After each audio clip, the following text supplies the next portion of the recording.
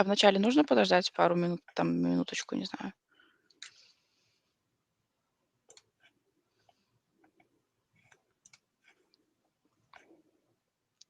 Go live. Yeah.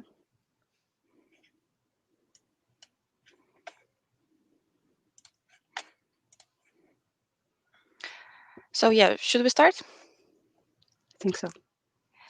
So yeah, hi everyone, and welcome to our today's session devoted to accessibility testing. My name is Daria, and I'm so glad to see you all here. Um, Today we're going to talk about using and understanding accessibility features in IT and everyday life. And I would like to introduce you our speaker, Sviatlana. Hi, Sviatlana.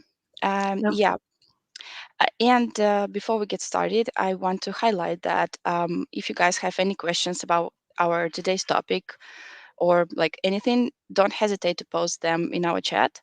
In the end, we will have Q&A session, and we'll try to answer all your questions. So yeah, um, let's get started. Svetlana, the stage is yours. Thank you, Daria, very much. Uh, Hello, colleagues. I'm glad to see you here, and thank you very much for your interest to the topic. Accessibility topic is getting wider and wider in the world, and during my last 3 projects, I had it because it was the request from our customers. So today I decided to not to talk purely about standards and all this technical stuff. Whenever you need, you can get it free on the internet. But my goal today is the mindset. I want to show you how simple this topic is, regardless to all the complicated standards, and why it is important for everyone in our everyday life. So, welcome. My name is Sviatlana Ivanouskaya, and today we talk about accessibility. What I can tell about myself, I'm 7 years in EPAM, and the latest 3 projects, we were starting accessibility from scratch on the project. We introduced the standards, we found out what they are, and well, on the first one, we really got familiar with the topic. And now I'm also consulting and coaching this approach to adults and to teenager IT guys in an IT academy for kids. So I think that now I'm rather eligible to talk about this topic. I will try to make it simple and interesting for you, and there will be some interactive questions. Please don't be shy. Reply in our chat. I will be very grateful to you if you support our talk. So we will have something like a micro quiz, which will talk about different kinds of disabilities and how the people feel the world when they have the disabilities, and what we can do to be equal to make the world usable for everyone. So let's start here. First of all, let me introduce to you the city. A big city, wherever you get, wherever you go, you will need accessibility features on every step, and you might already uh, see them, but just not ever think that they are accessibility. So first of all, I want you to answer a small, simple question: who will need a ramp in this big city or a small one in any country? Uh, who might use this feature to avoid the ladders and using them?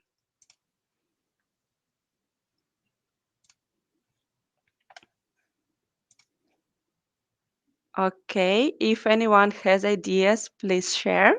Yeah, We we will have share them. Yeah. answers. Parents with children, wheelchair, elders, people with some physical disabilities, Oh, great. injuries. Actually, you covered almost everything I have in my mind from the top of my mind. Thank you very much. And yes, you're right, of course. First of all, we think about wheelchair people, of course, about young parents, about people who are elder than us. And also, I would like to add a lot of other everyday features like when you don't want to carry your luggage in the airport, you will use the ramp. When you are tired after a long run, of course, you will use the ramp as well. And if you're working with small children for whom the ladder is too high, I think you will rather use the ramp better than the ladder. Sometimes the ladders are even too high for adults and really inconvenient. Okay, let's go further. Another question: who will not hear you when you ask or say something?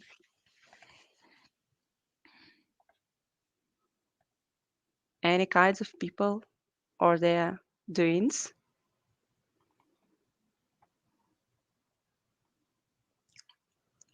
Don't have, okay, deaf people, Of course. people in headphones, if it's noisy outside. Exactly. Yeah, thank you very much for your replies and for your activity. But first, I will mention, yeah, deaf people and people with different diseases uh, who have lost uh, the ability to hear temporarily. Of course, elder people, and yeah, melomans, people in headphones, and people who are passionately listening to anything. Uh, just well. mm, just to add to the words, in my hometown, I saw a lot of traffic signs forbidding using the headphones near the railway because it can help you and save your life. In some other cities, as far as I know, they have the same forbidding signs in the underground in the metro. Okay, so as we can see, there are different kinds of disabilities. We can unite them, group them as permanent, temporary, or situational, as you could already see.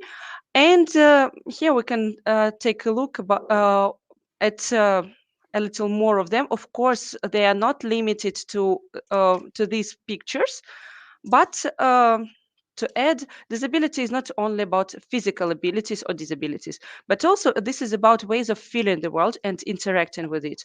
For example, there is well, for us functionally, there might be no difference in if a person doesn't have an arm or has injured it or has something heavy to carry. For example, some products from the supermarket or a small baby. People listening to music, people speaking with heavy accent which we don't understand, or just a different language for us. This is all different factors which don't let us understand, sorry, each other from the first sight. But there are different functions we can improve. Let's talk a little bit about permanent disabilities, because yeah, they are the basics. This is how different people with different disabilities of vision will see the same picture with the same tomatoes.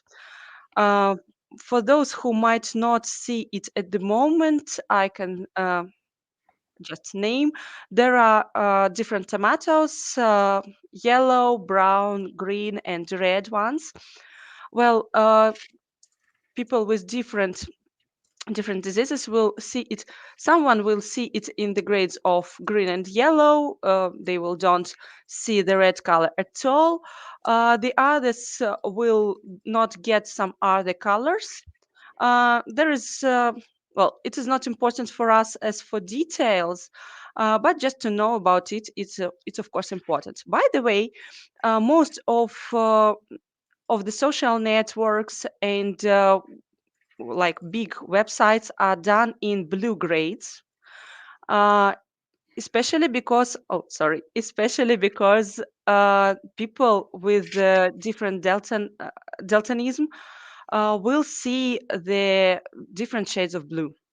They can recognize them, but they cannot recognize sometimes red or green colors. And just yesterday, we had a talk with a colleague who said, I hate strawberries still because even from childhood, when you are in the countryside and everyone says, look, there are a lot of big and tasty strawberries and they're so so red and so great. I could never find them. I could seek for them for hours, said our colleague. So this is a point where we should think of it. Just recently, some automobile company, I don't remember to be honest exactly, but I think it is BMW. They introduced the navigation system which has green and red roads, which are signing. The green ones are free roads, the red ones are with traffic jams. For such people who drive and or who just walk and try to look at this navigation, this is completely useless. So, and this is how the people with different eye disabilities might see the traffic lights. This is the reason why most of them cannot get the driver's license in, at least in Russia and Soviet countries, post-Soviet countries. Sorry, of course. Um, and now, several years ago, the situation has become even more strict by the standards.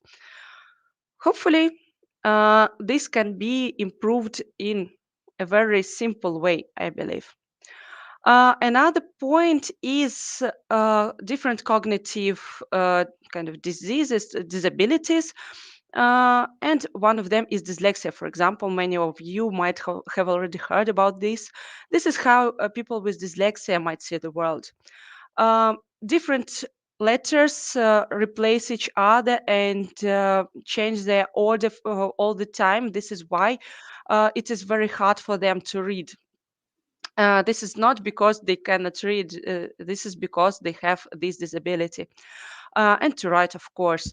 Very similar for them are some of the letters, for example, B, D, and Q are very similar and they might confuse them all the time. Another point is dyscalculia. This is very similar, but about the numbers. So here I would like to introduce to you how people with disabilities will see some expression.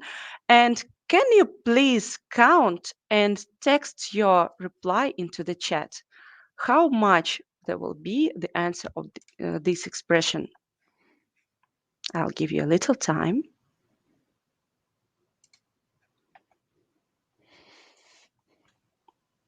4, 4, Great. Thank you very much. It was rather fast and very. 4, 4. Yeah, we have answers. Yeah, this was pretty. Thank you so much.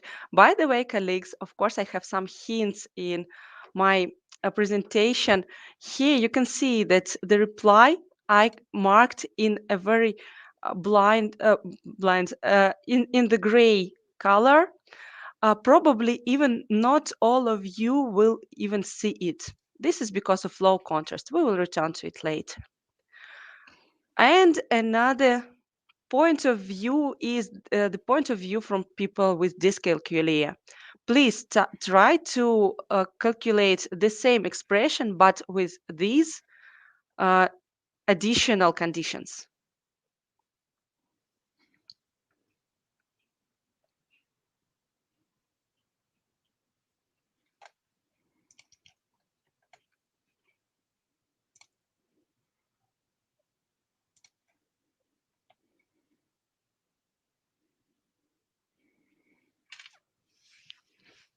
I can see that it is not that simple.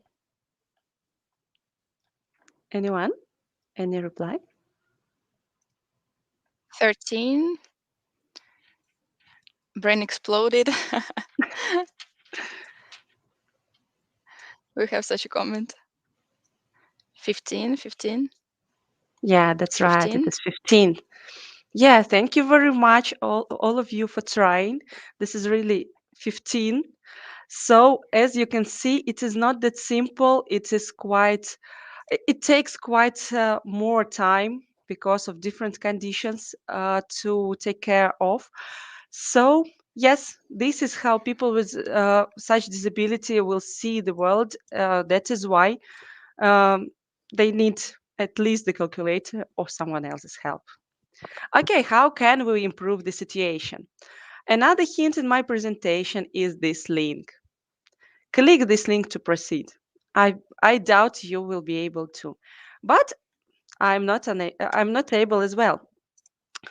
Why I put it here? Because if we just put the links into the text and mark them only with the color, people with some vision disabilities will just see the plain text. So this is another tip to care of. Okay, how to improve this situation is just to underline or somehow else divide the links from the plain text. Um, okay, a couple of situations. User wants to listen to a podcast, but he has broken his screen. The screen cannot display anything. It can be in a smartphone, it can be in a PC or laptop. What would you suggest them to do?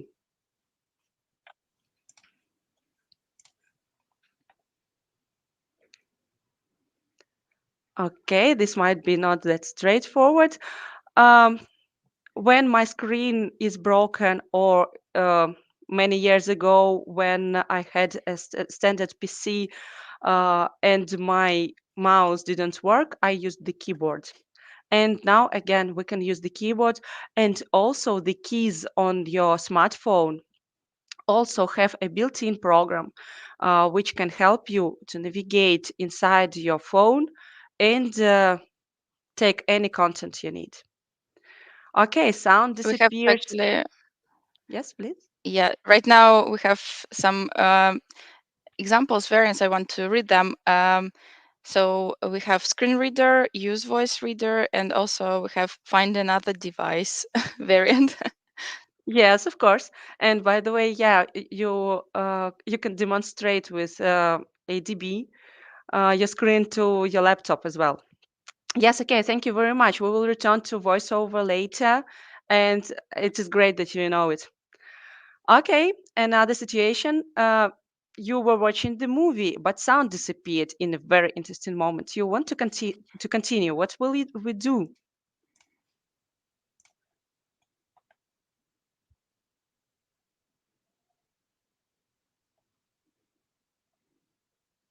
Subtitles, subtitles. Yeah, everyone is for Exactly. subtitles. Yeah. Yeah, exactly. Synchronized subtitles are available on almost each streaming service. Okay, you have broken your touchpad and you don't have a mouse, and the check-in for your plane is over in 15 minutes. You need to register online. What can we do?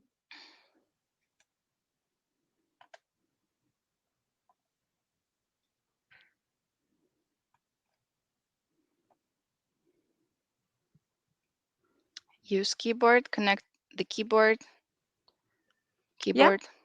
yeah, exactly. Keyboard is our everything if we don't have the mouse or the touchpad. Thank you so much. Okay, the standards. A little bit technical about the standards and a little bit of history. While speaking about improving the situations, we do not need to invent a wheel each time because most of the wheels have already been invented. In 1990, in Washington, D.C., a lot of people came to the Capitol Hill and they left their wheelchairs below and tried to climb the Capitol Hill. This action was noticed, and this really was an incredible action because very soon The American with Disabilities Act was the first in the world law to be signed and to declare out of law discrimination by the basis of physical or mental disability. This law guaranteed equal rights and opportunities for people with disabilities. Later, it was improved in different other acts and laws. The next was American Workforce Rehabilitation Act. It was mostly about the field of work, but Section 508 was added later in 1998, and this is actually a standard for the accessibility of electronic and information technologies. So now we have two basic standards in the world, the two main standards. It is Section 50H for IT and WCAG. WCAG is the main international standard, but it is mostly spread in the European countries. The USA colleagues mostly use Section 508, but if you look at them, they are very similar to each other. They are aimed to the same, and that's why if you make your application in accordance to any of those standards, you will at least mostly comply with the other standards as well. But a couple of words about compliance. There are three degrees of compliance to each of these standards: A, double, and triple A. A is basic, triple A is extended, double A is something average, which improves the usability of each application or web application or native one, which improves it very much for people with disabilities. So it is the mostly widespread uh, kind of compliance with the standards. Triple A is mandatory for example, for the governmental websites in the USA or in Europe. Okay, the common structure I will give you based on WCAG. It is more structurized to my mind. It is simpler to read and to understand. But again, this is all about the same. Here we can see four principles: perceivability, operability, understandability, and robustness. So a little bit of words about each of them is, first of all, perceivability. Here we should approve that non-text content will have a text version. For example, it is for semantic images, graphics, audios, video recordings. Any diagram should have a text version, because people who cannot see the screen, who cannot see your image, they might lose a piece of context. So we need to provide something alternative. Media content should provide an alternative version, for example, the synchronized subtitles, which we already mentioned today. Um, People might should be able to separate important information from non-essential. For example, with the contrast, we can highlight the button, and we should highlight the button which is uh, active, and it can be brighter than the rest. We should resize the text. We should use the color. For example, a disable button can be made in gray color and can be non-contrast. Uh, the content should be adaptable and can be presented in a variety of ways without losing data or structure. For example, this is simpler page layout or different reordering of the elements. Operability, keyboard control, we have already mentioned this several times. There should be enough time to work with content. Of course, if it is too fast, you need uh, to stop it, to postpone it, to take additional time. For example, if the time for entering some key is limited. For example, you can see this criterion in any ATM when you didn't perform any operation, and the bank asks, do you need a little bit more time, or should we stop? This gives you a little time to proceed and to go further with your operations. So, of course, should be health safe. It is for flashing content, especially red color, and red flashing is the main red flag because people can cause some epilepsy, for example, or different other nervous state they can get. Uh, Navigation, of course, it is essential. You don't want to take to have one element, for example, to start with deletion, to proceed with navigation, and to end with start of the operation. Right? Everything should be in the order, in the logical order, and the same is the focus. If you navigate with the keyboard, you will navigate from top to the bottom. Um, in the European cultures and countries, you will navigate mostly from the left to the right. In Arabic countries, you will navigate from right to the left. You should be able to have visible focus, especially if you navigate with the keyboard, so that you know where you are. Okay, everything should be and must be understandable, of course. So everything should be readable. The page language should be indicated in the code of the web page, of course. The content parts, if they are in another language, should be also indicated with the tag. For example, as we already mentioned, voiceover, okay, it's great. Um, this is on Mac and on iOS, but in Android we have another application. It is TalkBack. So when I first tried to use TalkBack, my phone was in the Russian language, system language, and the there is such a funny, tricky situation with this TalkBack because in their own code, TalkBack as a brand is also always indicated in English, but it is not indicated in the text in the page within with this tag. So when I switched it on, it read "Добро пожаловать to Talkbig."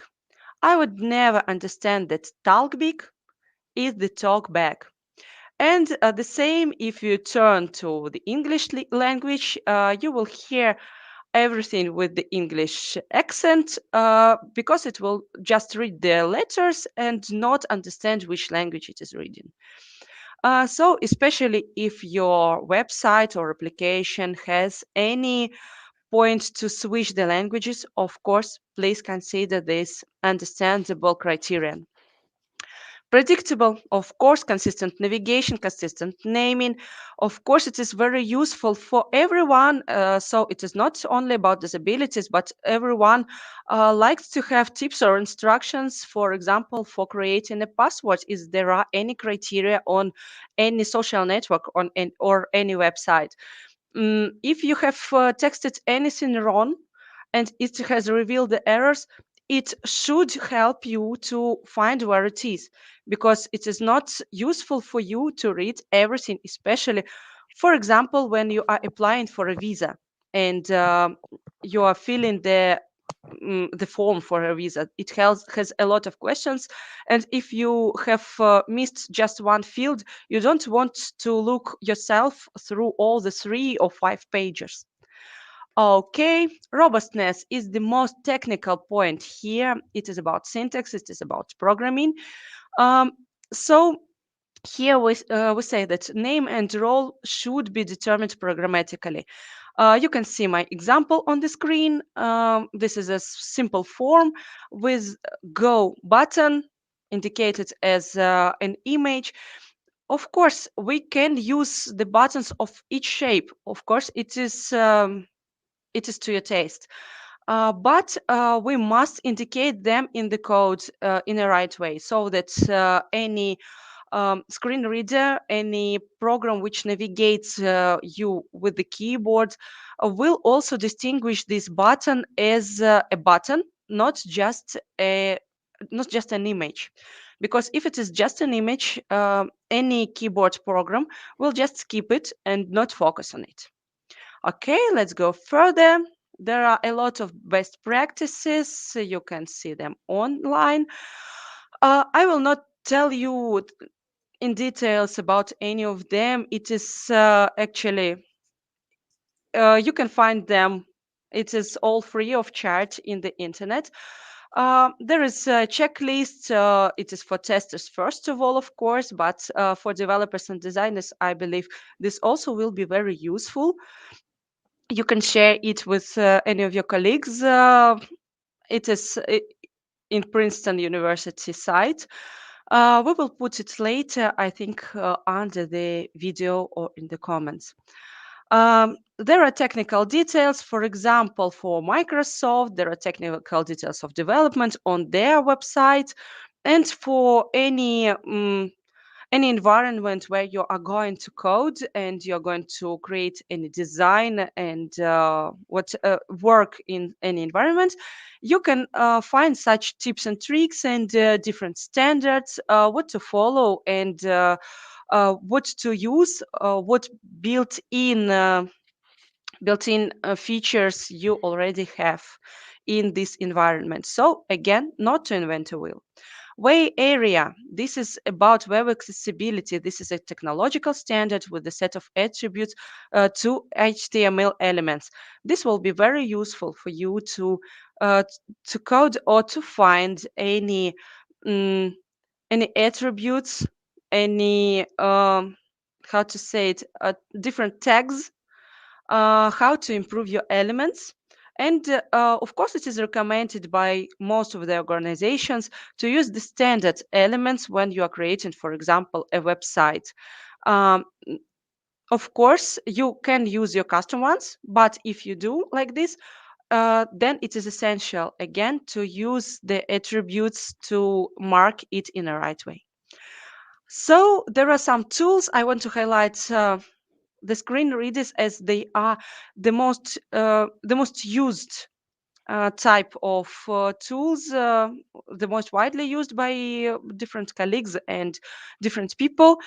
First of all, it is JAWS, but another uh, the point for JAWS is that it is not free of charge, and it is rather expensive to use it on the everyday basis.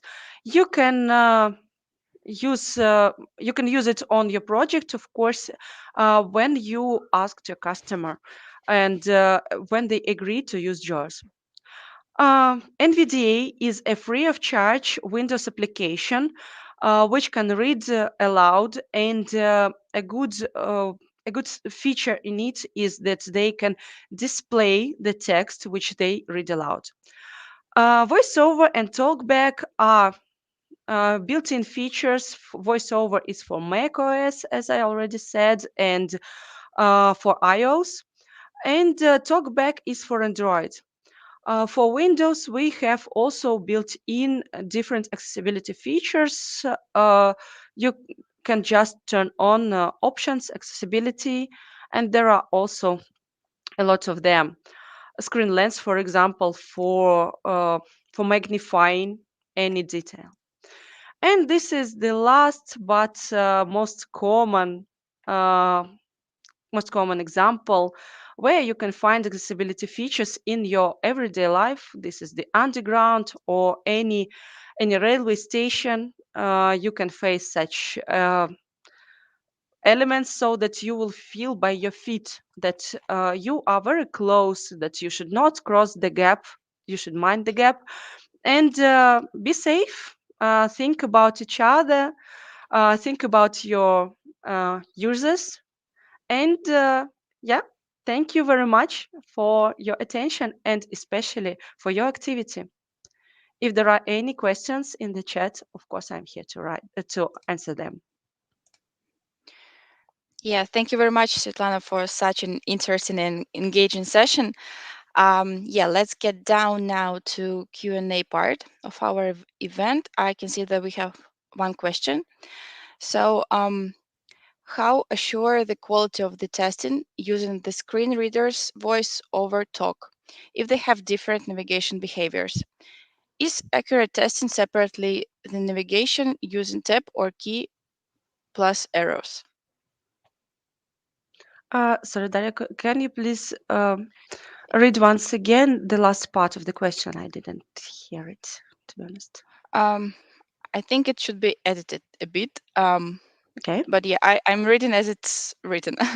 Is accurate testing separately the navigation using tab or key plus arrows? Um, okay. If I understand you right, you are asking about buttons on the arrow buttons or buttons on your mobile phone. Yes, in this case, on your smartphone, you just use these two buttons to navigate, plus and minus, increase volume or decrease volume. This is how we navigate on our mobile phones, regardless if it is talkback or if it is voiceover. Uh, they can operate a little bit in a different way. Um, they can probably see different elements in a different way. This is all about such screen readers. I mean, about all screen readers, sorry. So if you are going to apply any functionality to your website or to your application, you should also think of what devices your users use, what is the majority of them, and distinguish which operation system and which tool you will use as the primary one. Most of them are actually very similar, but due to some different, don't know, they read some elements in different ways. So yes, you should prioritize the devices and the operation systems. They might behave in a different way. The same is about Windows and macOS and the other applications on our laptops.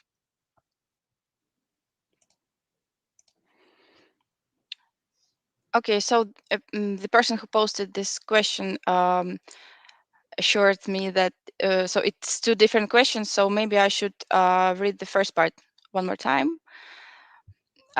So how assure the quality of the testing using the screen reader's voice over talk if they have different navigation behaviors?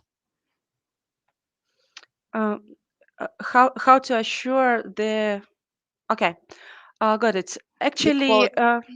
yeah, okay, thank you very much. As far as I understand, you are asking from the dev side, first of all. Uh, if we follow the standards, we follow the navigation and its order, it will be the same. For example, if you use headlines one after another, so there will be the hierarchy. There will be only one H1. So uh, the first headline. Sorry, I lost the words. There will be only one first headline. There will be might be several equal H2 headlines on the page, but the structure of the page will be kept. Same as when you use any bullet points, for example. You can also see the structure and you can use it.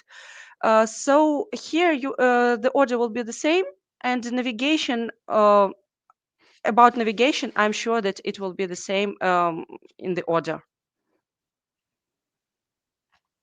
So for development, it will not vary over here. Okay, and we concerning this question, these two questions, I think that we have um, comment from other person. I think I would like to read it actually. So Irina said that you should test both tap and only arrows keys on desktop with screen readers. These are two different modes of the screen reader. If you're talking about the mobile, you can attach the keyboard to mobile, or you can use special gestures, swipe, double tap, etc. on mobile with screen reader enabled. And yeah, Laura, the person who posted the first question, the first two questions, said that I've been using screen readers, but I noticed that the focus, navigation, and behavior are different. How I certify the quality of the test and how explain that to the client. They hope that navigation could be the same. Regarding certifying So yeah, this to the client, I would again highlight that we first of all we ask from the client which devices we're aiming to first of all, and we prioritize them. And we can add regarding the order, we can add the attributes and I think, well, again, if you are reading any article or using the application, the order will not completely be different, I believe. Sorry, I probably didn't okay, understand thank you. what the difference is in your example. So if you want to make it wider, yeah, you're welcome to.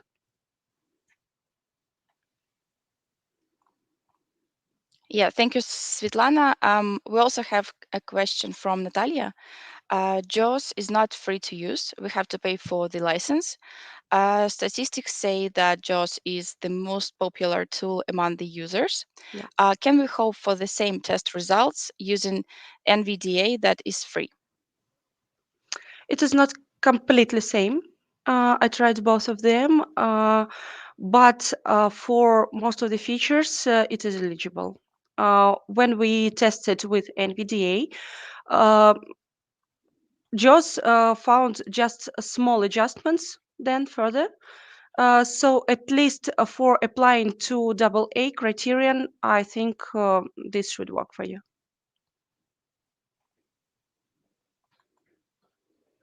Okay, thank you, Svetlana. And we have one more question. When we have a pop-up dialog in the page, should the title be H1? Does that affect, um, I'm sorry, A11Y or anything? Yeah. Uh, for A11Y, yeah, thanks for using this abbreviation. I like it. This stands for accessibility, for those who didn't notice. This is because between A and Y, there are 11 letters. So this is a shortcut. Regarding the headline, to be honest, I don't remember which one we should use because I don't remember the technical details of the standards all the time. I always look them up in my checklist while creating it for each of the features. Um, but for the pop-up or for any tooltip, you can take a look in Way Area Standard. They describe the elements themselves and give their recommendations. For example, for a tooltip or pop-up, you can just take a look for a tooltip or for a pop-up. So there will be kind of different recommendations in common for this element. For accessibility, we don't think of each line separately, but we try to add the approach first of all. And if we do everything separately but don't follow the approach in common, it will still bring no value. That's why we go to complex decisions and we take the complex recommendations as well and apply them completely as much as possible, of course. Okay, thank you, Svetlana. And actually, we have one more question besides a lot of thanks messages here in chat. So the question is, what is the first step to start aligning with accessibility standards from scratch if we have Go from client? To align the standards. Uh, First of all, we ask from the client how much we are going to apply to the standard and to which one, which they decide. Because Section 508, for example, is mandatory for the USA. Here, for example, my current customer, they made their own standard based on Section 508. So first of all, we decide which standard we are going to follow. Next, as for the simple way to go into it, you can take a look at the checklist and take it briefly. You can read read the checklist again and show it to your customer because it is much simpler than to read the standard itself. And then when you already decided what you want to do and how um, and to which state you are going to apply, uh, to which grade, A, double or triple A, then you will pick the points from the standards and to go thoroughly into the standard deeper. So from the simplest to the hardest, I believe.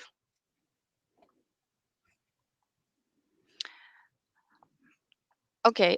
Actually, we have a comment from Irina. First step is to make designs accessible, then start developing according to accessibility guidelines. Um, then test according to the standards. Uh, yes and no, I believe.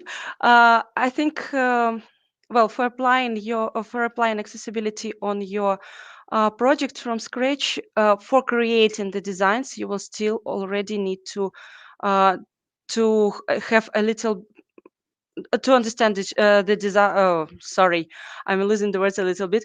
Um, you will already need to know the standard and to apply to it. Your designers will need to apply to it and to apply the checklist as well.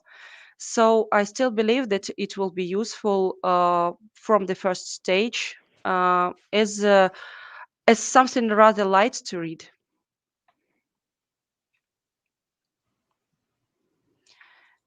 Okay, thank you, Svetlana. I don't see no more questions actually in the chat.